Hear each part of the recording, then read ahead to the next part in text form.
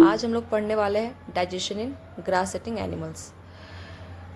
Animal जो कि grass पे डिपेंड करते हैं अपने फूड के लिए, आज उनके बारे में पढ़ते हैं। चलिए। Grass eating animal chewing continuously when they are not eating.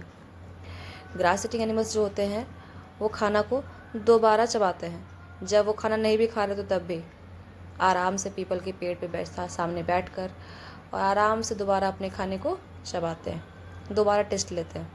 हम लोग तो सिर्फ एक ही बार ले पाते हैं, बट रुमिनेंट्स होते हैं जो 2 बार अपने खाना को खाते हैं। चलिए आगे जानते हैं। दे quickly solo the grass and store in a part of stomach called rumen. जब फर्स्ट टाइम वो खाना खाते हैं तो वो डायरेक्टली सोलो कर जाते हैं ग्रास को अपने स्टमक में, जहाँ पर एक पार्ट होता है कॉल्ड रुमेन, वहाँ पर इसे स्टोर करते हैं। The food gate parcel digested and is called cut. Rumen में जो फूड होता है वो पार्सल डाइजेस्ट हो चुका होता है और उसे कट बोलते हैं। Cud return to the mouth in small pump and animal chew it. Cud जो है वो जब एनिमल रिलैक्स हो जाता है तो दोबारा अपना खाने को पुकारता है, चलो खाने मेरे आ जाओ, मैं तुम्हें दोबारा चबाऊँगा और तुम्हारा टेस्ट दोबारा लूँगा। तो वो खाना जो है रिटर्न उसके माउथ में आ जाता है और उसे दोबारा च्यूइंग करते हैं। This process is called rumination and the animal are called ruminants. Grass in rich in cellulose a type of carbohydrate. Grass जो होता है वो सेलुलोज में बहुत ज़्यादा रिच होता है।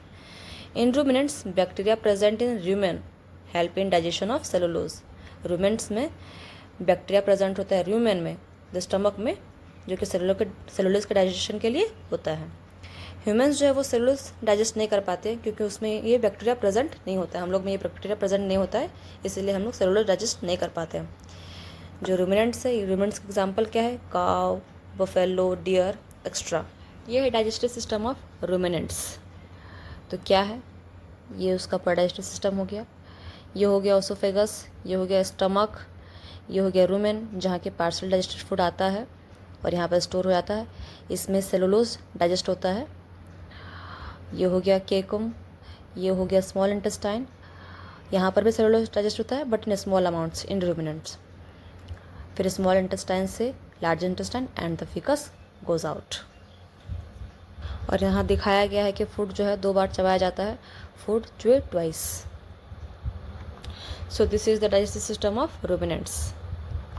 अब हम लोग आगे जानेंगे नॉन रूमिनेंट्स के बारे में। नॉन रूमिनेंट्स जो अपना खाने को 2 बार नहीं चबाते हैं, एक ही बार उस खाने को अच्छे से चबाकर अपने पेट में डालते हैं, उनको बोलते हैं नॉन रूमिनेंट्स। इनका डाइजेस्टिव सिस्टम कुछ ह्यूमन जैसा ही होता है, जैसे कि animal like horse and rabbit extra have large sac like structure called caecum. इसमें क्या होता है, जो केकम होता है वो लार्ज साइज में होता है। Caecum is between the oesophagus and small intestine.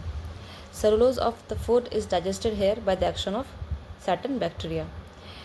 जो सेलुलोज होता है ये नॉन रूमिनेंट्स में वो डाइजेस्ट होता है केकम में, क्योंकि इसमें बैक्टीरिया प्रेजेंट होता है जो कि डाइजेशन के हेल्प करता है सेलुलोज को।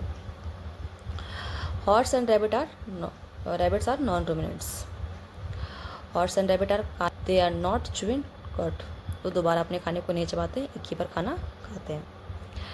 They do not have 4 chamber of stomach, while ruminants have 4 chamber of stomach.